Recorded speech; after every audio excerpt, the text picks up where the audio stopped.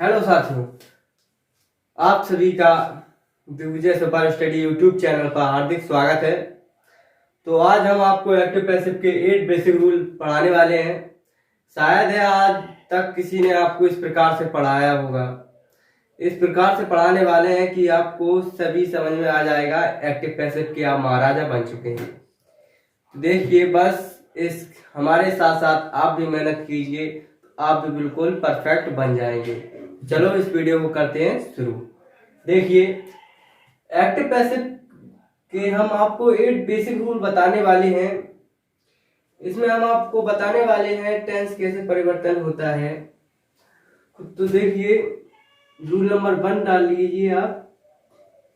ये rule number 1 है कि यदि आपका वाक्य जो एक्टिव पैसिव हो, एक्टिव वॉइस हो, वो किसमें हो। आपका सभी हिंदी लिखवाते हैं, आपको हिंदी लिखने की कोई जरूरी नहीं है। प्रेजेंट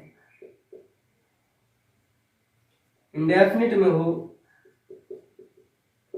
आपका जो एक्टिव वॉइस है, प्रेजेंट इंडेफिनिट टेंस में हो, तो उसको किस में परिवर्तन करेंगे। तो देखिए, किस में परिवर्तन कर देंगे तो पैसिव वॉइस किस में बनेगा। तो ये देखिए, सबसे पहले ये पैसिव जो एक्टिव वॉइस है किस फॉर्म में होगा। इसी प्रकार से तो होगा, सबसे पहले सब्जेक्ट होगा इसमें, उसके बाद क्या होगा, हेल्पिंग वर्ब हो भी सकती है, नहीं भी हो सकती है। वो तो टेंस के अनुसार चलेगा कि नहीं, वो तो टेंस पर निर्भर करता है कि हेल्पिंग वर्ब होगी या नहीं होगी। हम आपको पहले वीडियो में बता चुके हैं, जो एक्टिव वॉइस में हेल्पिंग वर्ब होती है वो तो टेंस के ऊपर निर्भर करती है कि इसमें हेल्पिंग वर्ब आएगी या नहीं आएगी।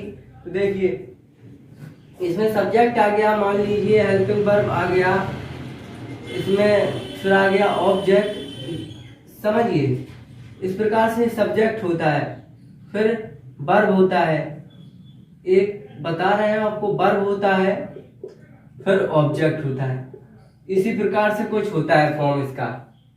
ठीक है, अब आ जाइए एक्टिव पैसिव वॉइस में। तो पैसिव वॉइस आपका कैसे बनेगा। देखिए, जो प्रेजेंट इंडेफिनिट होता है, प्रेजेंट इंडेफिनिट के तुरंत बाद क्या आता है, प्रेजेंट इंडेफिनिट के बाद तुरंत बाद आता है प्रेजेंट कॉन्टिन्यूअस। तो ये प्रेजेंट इंडेफिनिट टेंस है जो किस में बदलेगा, प्रेजेंट कॉन्टिन्यूअस टेंस में बदलेगा। किस में बदलेगा, प्रेजेंट कॉन्टिन्यूअस टेंस में। तो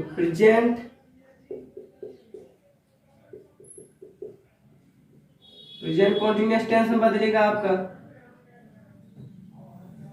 इसका फॉर्म कैसे होगा, ऑब्जेक्ट। मैंने आपको पहले वीडियो में बताया है कि जो पैसिव वॉइस होता है बिना हेल्पिंग वर्ब के कभी बन ही नहीं सकता। इसमें हेल्पिंग वर्ब होना बहुत ही अनिवार्य है। तो इसमें सब्जेक्ट हो गया, ये अब ऑब्जेक्ट हो गया, ये ऑब्जेक्ट आ जाता है वहां से, ऑब्जेक्ट ये हो गया, तो फिर क्या आ जाएगा, हेल्पिंग वर्ब आ जाएगा।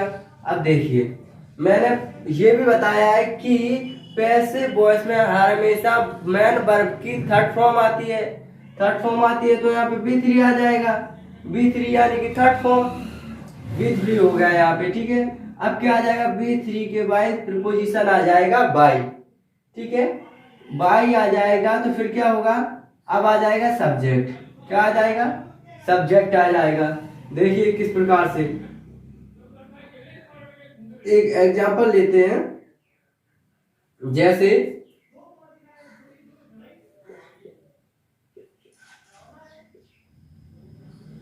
The teacher teach the English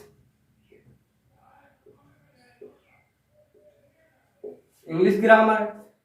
देखिए, जो पैसिव एक्टिव वॉइस है, जो यहाँ पे एक्टिव वॉइस है, यहाँ पे किसमें है, प्रेजेंट इंडेफिनिट में। आपने कैसे पहचाना, इसमें एस जो हेल्पिंग वर्ब तो है नहीं, इसमें हेल्पिंग वर्ब आपको पता है सिर्फ दो में नहीं होती है। किस किस में, एक तो प्रेजेंट इंडेफिनिट के सिंपल में, एक पास्ट इंडेफिनिट के सिंपल में। और पास्ट इंडेफिनिट के सिंपल में वर्ब की B2 होती है, सेकंड फॉर्म होती है। इसमें क्या सेकंड फॉर्म है, नहीं है, इसमें तो टीच फर्स्ट फॉर्म है। तो यहाँ देखिए, और प्रेजेंट इंडेफिनिट में क्या होता है, सिंपल में उसमें एस या एस लगा रहता है।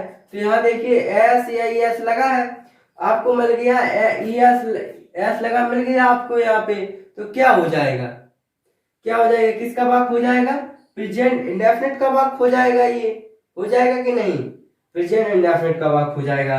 तो ये किस में चेंज होगा, देखो एक्टिव वॉइस प्रेजेंट इंडेफिनिट में है, तो पैसिव वॉइस किस में परिवर्तन होगा, उसके आगे वाले में, यानी कि प्रेजेंट कॉन्टिन्यूअस टेंस में। ठीक है, किस में होगा, प्रेजेंट कॉन्टिन्यूअस टेंस में चेंज हो जाएगा। ठीक है, तो देखिए हम पैसिव वॉइस बनाते हैं, किस प्रकार से बनेगा, ये देखिए सबसे पहले देखिए सब्जेक्ट है इसमें, इसी के फॉर्म का है कि नहीं है, सब्जेक्ट है यहाँ पे, ये है सब्जेक्ट आपका, वर्ब है ये है आपका, ऑब्जेक्ट है ये है आपका। हेल्पिंग वर्ब हो भी सकती है और नहीं भी हो सकती है, इसलिए हमने हेल्पिंग वर्ब को यहाँ मेंशन नहीं किया है। ठीक है, देखिए किस प्रकार से बनेगा। तो सबसे पहले क्या होना चाहिए, पैसिव वॉइस में ऑब्जेक्ट होना चाहिए। ऑब्जेक्ट क्या इसमें, जो अध्यापक हैं क्या पढ़ाते हैं, इंग्लिश ग्रामर पढ़ाते हैं। तो यहाँ पे ऑब्जेक्ट क्या हो जाएगा, यह पूरा हो जाएगा, क्या हो जाएगा, द इंग्लिश ग्रामर, क्या हो जाएगा, इंग्लिश ग्रामर हो जाएगा। ठीक है, ये हो गया आपका इंग्लिश ग्रामर। अब आ जाइए हेल्पिंग वर्ब पे। आपको पता है बिना हेल्पिंग वर्ब के पैसिव वॉइस संभव नहीं है, तो यहाँ हेल्पिंग वर्ब क्या आ जाएगी। अब देखिए जो हेल्पिंग वर्ब आती है, जो पैसिव वॉइस में ऑब्जेक्ट उठ के आता है उसके अनुसार आती है हेल्पिंग वर्ब। यहाँ देखिए इंग्लिश ग्रामर, ये अनकाउंटेबल है, यहाँ पे अनकाउंटेबल है, तो यहाँ पे क्या आ जाएगा, एज आ जाएगा। अनकाउंटेबल नाउन के लिए क्या आता है, एज आता है। आपको पता है प्रेजेंट कॉन्टिन्यूअस की हेल्पिंग वर्ब क्या होती है, एज, एम, आर होती है। प्रेजेंट इंडेफिनिट की क्या होती है, डू या डज होती है। यदि सिंपल होगा तो उसमें ऐसे ही ऐसा आ जाएगा, है कि नहीं। देखिए इंग्लिश ग्रामर इज आपका ऑब्जेक्ट हो गया, हेल्पिंग वर्ब हो गया। अब आई बारी B3 की, जो आपकी वर्ब है उसकी थर्ड फॉर्म लगाने की बारी आ गई है। तो उसमें वर्ब क्या है, पढ़ाना, पढ़ाना आ गया। तो पढ़ाना की यानी कि टीच का B3 क्या होता है, थर्ड फॉर्म क्या होता है, टॉट होता है। यहाँ पे क्या होता है, टॉट हो गया, यहाँ पे टॉट हो गया। देखिए अब B3 हो गया यहाँ पे, तो अब बाई की बारी। अब यहाँ बाई लगा दो तो बाई आ गया, बाई लगा दिया तो आपका सब्जेक्ट आ गया। मैंने आपको पहले वीडियो में बताया था, जो यहाँ टीचर है अभी, तो यदि कोई प्रोनाउन आ जाता है तो उसका ऑब्जेक्टिव केस यहाँ पे आता है। ऐसे यहाँ पे कोई कॉमन नाउन है तो यहाँ पे कॉमन नाउन आ जाएगा। ठीक है, तो यहाँ क्या आ जाएगा, द टीचर, यहाँ पे आ गया द टीचर, ये बन गया आपका पैसिव वॉइस। इसी प्रकार से एक दो और एग्जांपल देखिए, ये हटा दे रहे हैं हम।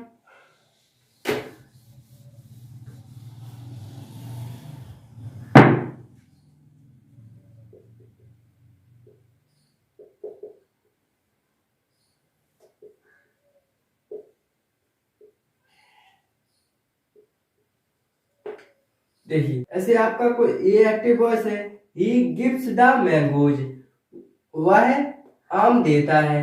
आम देता है पैसिव वॉइस बनाने के लिए आपको क्या करना होगा, सबसे पहले ऑब्जेक्ट को उठा के आगे लाना होगा।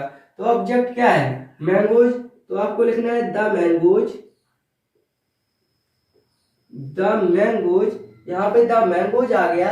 अब आपको लगानी है हेल्पिंग वर्ब। हेल्पिंग वर्ब कैसे आएगी, इसके अनुसार आएगी।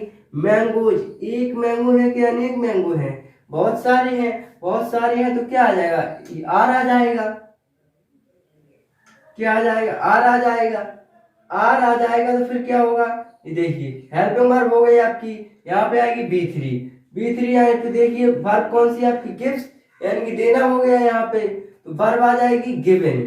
गिव का क्या होता है थर्ड फॉर्म, गिवन हो जाएगा, तो यहाँ पे गिवन हो गया। ठीक है, अब देखिए बाई आ जाएगा, बी बाई आ जाएगा, बी बाई लगा दीजिए, अब प्रपोजिशन बाई हो गया। अब क्या आ जाएगा, सब्जेक्ट। अब ये ही है ना, इसका ऑब्जेक्टिव केस आ जाएगा। क्या आ जाएगा, ऑब्जेक्टिव केस आपको बता दिए हैं पहले ही कि ही का हेम होता है। आप लोग कमेंट करके बताइए दे का क्या होता है। तो उम्मीद करते हैं ये रूल नंबर फर्स्ट आपको समझ में आ गया होगा। चलो चलते हैं सेकंड रूल की ओर।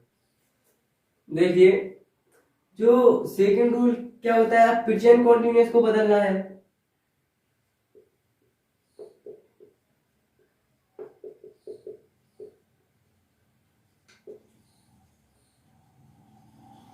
प्रेजेंट कॉन्टिन्यूअस की इज एम आर होती है हेल्पिंग वर्ब। ये तो हो गया आपका एक्टिव वॉइस। अब क्या होगा, और फॉर्म वही होता है आपका। इसमें क्या हो जाएगा, सब्जेक्ट। इसमें तो हेल्पिंग वर्ब होती ही है तो हेल्पिंग वर्ब आ जाएगी। यहाँ बिफोर आती है, यानी कि बिफोर ना लिख के अपन लोग यहाँ पे केवल लिखते हैं बी, ठीक है। फिर ऑब्जेक्ट आ जाएगा। मेन फॉर्मूला यही होता है, ठीक है। यहाँ पैसिव वॉइस में क्या हो जाएगा, पैसिव वॉइस में हो जाएगा ऑब्जेक्ट यहाँ पे आ जाएगा, यहाँ पे हेल्पिंग वर्ब आ जाएगी और यहाँ पे B3 आ जाएगा। यहाँ पे क्या आ जाएगा, बाई, फिर आ जाएगा सब्जेक्ट। नॉर्मल ऐसे ही चलता है, ठीक है। तो आ जाइए एग्जाम्पल की ओर। देखिए पैसिव वॉइस बदलता किसमें है, ये यहाँ पे नहीं लिखना है। अब पैसिव वॉइस ये प्रेजेंट कॉन्टिन्यूअस टेंस का है। जो यदि आपको प्रेजेंट कॉन्टिन्यूअस टेंस का एक्टिव वॉइस दे दिया गया तो पैसिव वॉइस आपको किसमें बदलना होगा, किसमें बदलना होगा, प्रेजेंट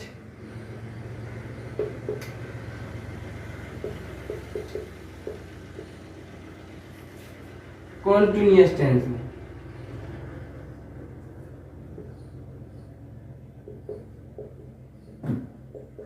हाँ जी, आपको वाक्य प्रेजेंट कॉन्टिन्यूअस टेंस में दिया होगा तो उसको आपको प्रेजेंट कॉन्टिन्यूअस टेंस में ही बदलना होगा।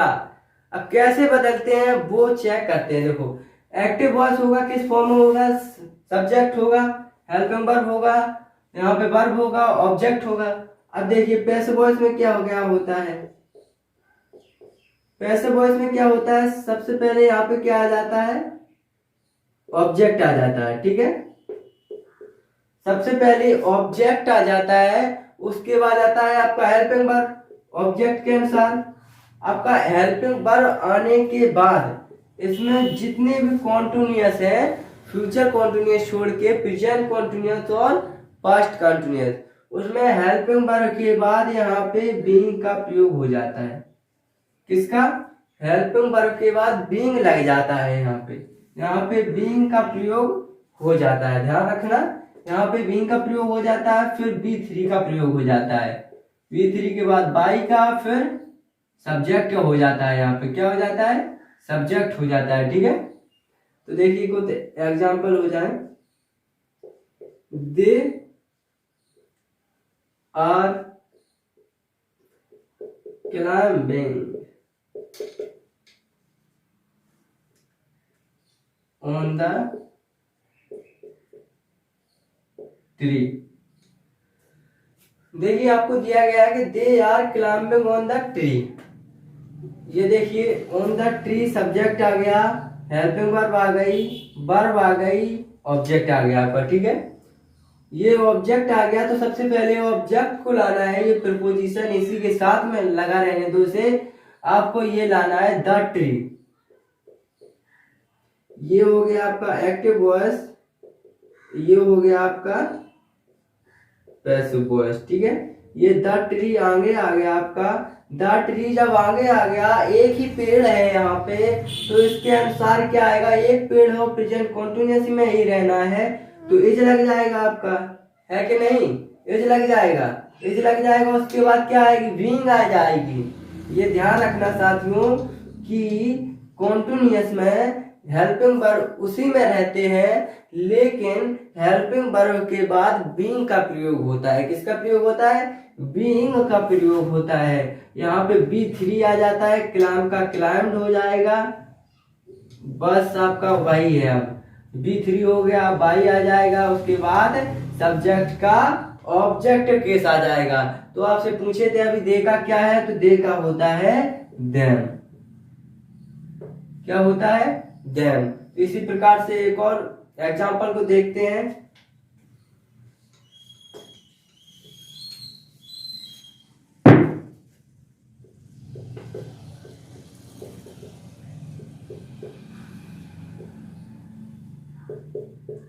You are playing with me. You are playing with me. देखिए वो पीछे वाला था तो उसमें वो लिखा था क्लाइंड, क्लाइंड लिखा था ना, बाई लगा दिए थे, बाई फिर आ गया था, आगे क्या था, दैम हो गया था। ठीक है, तो यहाँ पे जो क्लाइंबिंग था उसका क्लाइंब हुआ, ऑन दा था, ऑन यहीं पे रहेगा। ठीक है, ऑन यहाँ पे लगा लेना। वो जो प्रीपोजिशन होता है, जो प्रीपोजिशन होता है वर्ब के साथ में ही चलता है। ठीक है, वर्ब के साथ में रहेगा, ये इसी से चिपका हुआ होता है, ये कहीं पे नहीं जाता है। इसी में देखिए इसमें प्रीपोजिशन है तो इसमें भी चिपका हुआ रहेगा। तो सबसे पहले पैसिव वॉइस में ऑब्जेक्ट को उठा लेते हैं। सब्जेक्टिव केस में तो मी है तो ये क्या हो जाएगा, आई हो जाएगा। क्या हो जाएगा, मी किसका ऑब्जेक्टिव केस है, आई का है, तो आई यहाँ पे सब्जेक्ट हो गया। ठीक है, ये आई का ऑब्जेक्टिव केस है, यदि इसे सब्जेक्टिव केस में लाना होगा तो आई आ जाएगा। ठीक है, तो आई हो गया। अब देखिए आई के साथ में प्रेजेंट कॉन्टिन्यूअस में ही रहना है, आई के साथ क्या लगता है, एम लगता है, आई एम हो गया। ठीक है, लेकिन इसमें क्या होता है, बीइंग लगता है हेल्पिंग वर्ब के बाद, इसमें बीइंग आ गया, फिर आ जाएगी बी3 यानी कि प्लेड हो जाएगा। ठीक है, यहाँ पे प्लेड। अब ये देखिए प्रीपोजिशन है तो ये प्रीपोजिशन इस वर्ब के तुरंत बाद यहाँ पे आती है। ठीक है, इसके तुरंत बाद क्या हो जाएगा, विथ हो जाएगा, और विथ के बाद आ जाएगा बाई। बाई का ऑब्जेक्टिव केस, ये यू का ऑब्जेक्टिव केस होता है, यू ही रहता है इसका। ये हो गए आपके दो एग्जाम्पल। अब चलते हैं रूल नंबर 3। देखिए रूल नंबर 3, तो रूल नंबर 3 में क्या होगा, प्रेजेंट कॉन्टिन्यूअस होगा आपका, और प्रेजेंट कॉन्टिन्यूअस हो गया तो इसके बाद आता है प्रेजेंट परफेक्ट। तो प्रेजेंट परफेक्ट को देखते हैं। ठीक है, तो present perfect, present perfect tense हो गया, इसकी हेल्पिंग वर्ब होती है हैज या हैव। ठीक है, और इसका वही फॉर्मूला होता है बेसिक, सब्जेक्ट होता है, हेल्पिंग वर्ब होती है, यहाँ पे वर्ब आ जाती है, यहाँ पे ऑब्जेक्ट आ जाता है। ठीक है, और फिर पैसिव वॉइस, ये देखिए प्रेजेंट परफेक्ट आ गया तो प्रेजेंट परफेक्ट के बाद क्या आता है, प्रेजेंट परफेक्ट के बाद आता है प्रेजेंट परफेक्ट कॉन्टिन्यूअस। क्या आता है, प्रेजेंट परफेक्ट कॉन्टिन्यूअस आता है, इसी से मिलता जुलता आता है, तो क्या हो गया, प्रेजेंट परफेक्ट कॉन्टिन्यूअस हो गया। प्रेजेंट परफेक्ट कॉन्टिन्यूअस टेंस हो गया। ठीक है, तो इसकी क्या होती है, हैज बीन या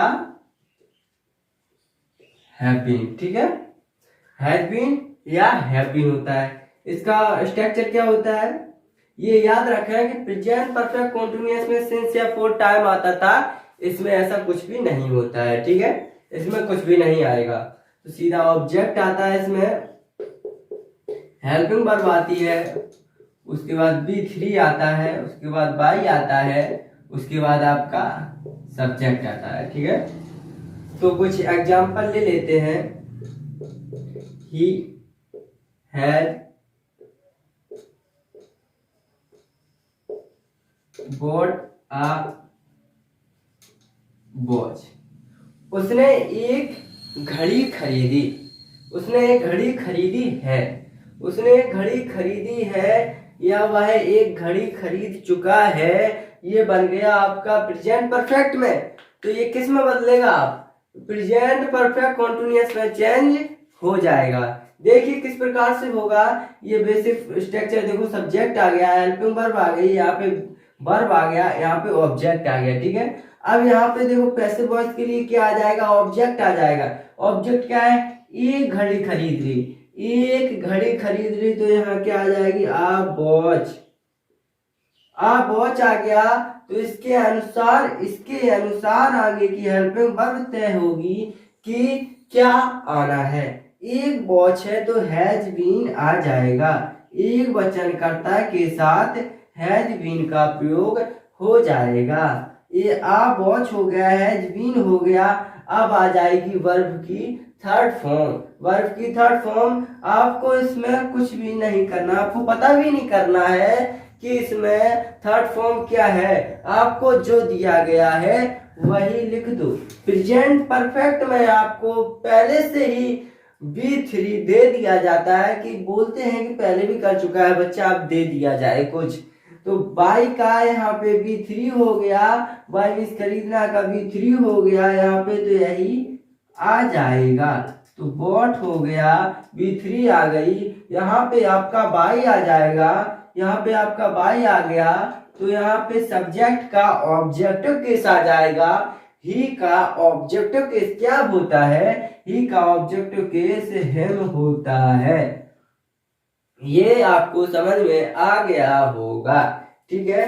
तो चलो इसी प्रकार से एक और करते हैं अपन example.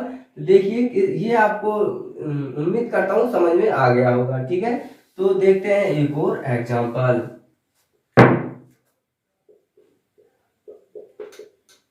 Police has caught the thief। Police चोर को पकड़ चुकी है। पुलिस चोर को पकड़ चुकी है, तो आपका सब्जेक्ट हो गया, हेल्पिंग वर्ब हो गई, B3 हो गई, ऑब्जेक्ट हो गया। तो यहाँ पे सबसे पहले आता है पैसिव वॉइस में ऑब्जेक्ट। तो ऑब्जेक्ट आपको क्या मिल गया, द थीफ मिल गया। आपने लिख दिया द थीफ हो गया। अब देखिए चोर को, पुलिस ने चोर को पकड़ लिया है। चोर यहाँ पे एक है, चोर यहाँ पे एक है, तो यहाँ पे क्या आ जाएगा, हैज बीन आ जाएगा। यहाँ पे बहुत सारे चोर होते तो हैव बीन आ जाता, ठीक है। तो हैव बीन आ जाता यदि बहुत सारे चोर होते। यहाँ की हेल्पिंग वर्ब इस ऑब्जेक्ट पर निर्भर करती है कि क्या होगी, ठीक है। तो यहाँ पे हैज बीन आ गया, हैज बीन आने के बाद यहाँ पे B3 आ जाएगी। आपको B3 पहले से ही दिया गया है कि कॉट है, ठीक है। आपको कॉट दे दिया गया, उसके बाद बाय लगाना है, आपको बाय लगा लिया, उसके बाद सब्जेक्ट आना है, तो पुलिस आ गया, तो आपकी पुलिस यहाँ पे भी आ जाएगी। पुलिस के द्वारा चोर को पकड़ लिया गया है, ठीक है। आपको ये समझ में आ गया होगा। तो चलो चलते हैं रूल नंबर। बता दें यहाँ पे एक बेसिक रूल क्यों लिखा गया है, क्योंकि यहाँ पे आपका प्रेजेंट इंडेफिनिट बन गया, प्रेजेंट कॉन्टिन्यूअस बन गया, प्रेजेंट परफेक्ट बन गया, और आपका प्रेजेंट परफेक्ट कॉन्टिन्यूअस चेंज नहीं होता है। इस आपके सेंटेंस होते हैं 12 प्रकार के, उसमें आपके 4 प्रकार के नहीं बनते हैं, इसलिए 8 बचे, इसलिए 8 यानी कि 8 बेसिक रूल लिखवा दिए गए हैं, ठीक है। इसी प्रकार से हम 8 बेसिक रूल लिखवाएंगे। तो आ जाइए रूल नंबर 4 की ओर। देखिए रूल नंबर 4 क्या हो जाएगा कि जो होता है पास्ट इंडेफिनिट में आ जाइए। अब आपका जो प्रेजेंट परफेक्ट कॉन्टिन्यूअस है वो चेंज नहीं होगा। आपको ये हम बाद में लिखवा देंगे कौन कौन से आपको चेंज नहीं होते हैं। एक तो प्रेजेंट परफेक्ट कॉन्टिन्यूअस होता है, एक पास्ट परफेक्ट कॉन्टिन्यूअस होता है, एक फ्यूचर परफेक्ट कॉन्टिन्यूअस होता है, एक फ्यूचर कॉन्टिन्यूअस होता है। तो देखिए यहाँ पे रूल नंबर 4 में पास्ट इंडेफिनिट,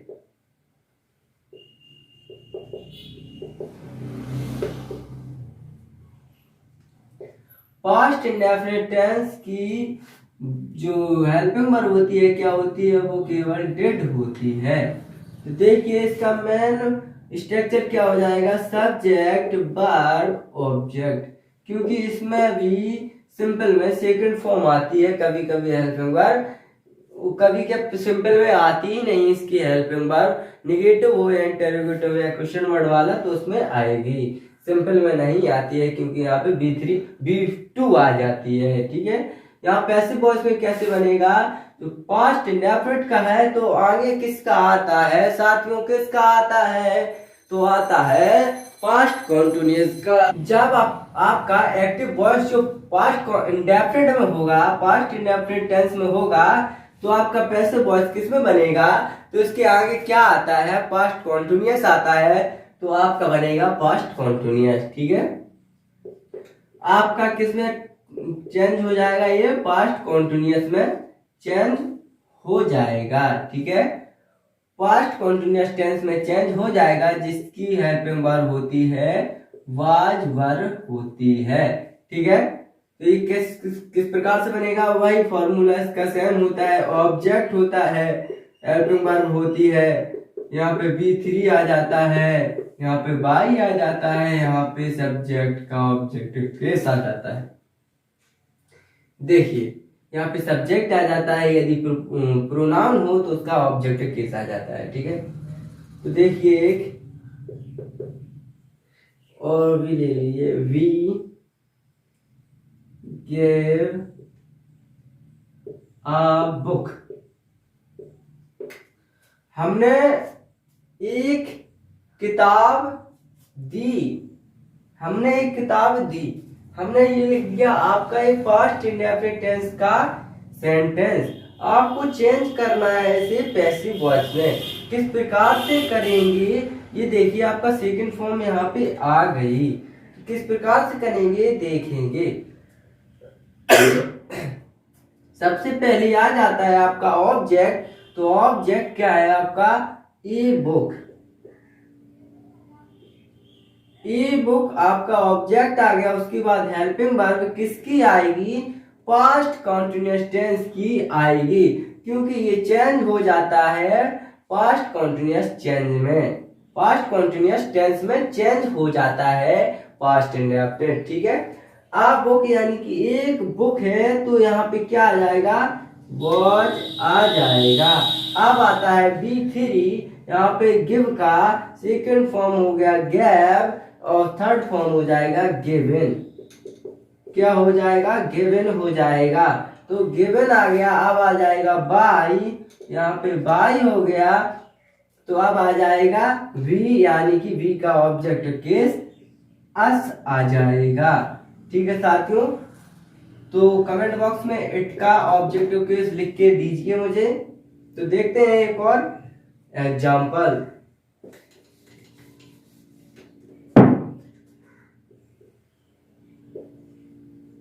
राहुल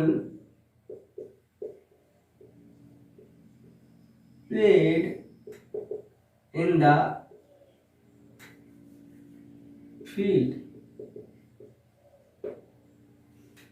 देखिए राहुल मैदान में खेला, ये हो गया आपका पास्ट इंडेफिनिट का सेंटेंस। आपको बदलना है ऐसे पैसिव वॉइस में, किस प्रकार से बदलोगे, सबसे पहले आ जाएगा आपका ऑब्जेक्ट। तो ऑब्जेक्ट क्या है साथियों, देखिए तो आपका ऑब्जेक्ट है फील्ड, क्या है, फील्ड हो गया आपका ऑब्जेक्ट। तो यहाँ पे फील्ड आ गया, इसके अनुसार आ जाएगा। अब फील्ड ये अनकाउंटेबल है तो क्या आ जाएगा, बाज आ जाएगा। ठीक है, यहाँ बाज आ गया तो देखिए अब क्या आ जाएगा, B3 आ जाएगा। यहाँ प्लेट पहले दिया गया है, यानी कि प्लेट होता है, प्लेट प्लेट प्ले का होता है, प्लेट ही प्लेट होता है, तो प्लेट आ गया। ये प्रोपोजिशन इसी के साथ में रहता है। ठीक है साथियों, तो एन आ गया, फिर क्या हो जाएगा, बाई हो जाएगा। ठीक है, अब देखिए बाई आ गया तो यहाँ पे सब्जेक्ट आ जाएगा, ये सब्जेक्ट यहाँ पे राहुल है तो यहाँ राहुल ही आ जाएगा, लेकिन जो आर है वो कैपिटल ही रहेगी। ये हो गए आपके रूल 4। तो अगली वीडियो में आपको प्रोवाइड करवा दे जाएंगे रूल 4। और यदि आप इस चैनल पर नए हो तो इस चैनल को सब्सक्राइब, लाइक एंड शेयर जरूर कर दीजिए। आपको उम्मीद करते हैं ये वीडियो पसंद आई होगी, यदि पसंद आई है तो इसे ज़्यादा से ज़्यादा शेयर कीजिए। Thanks for watching.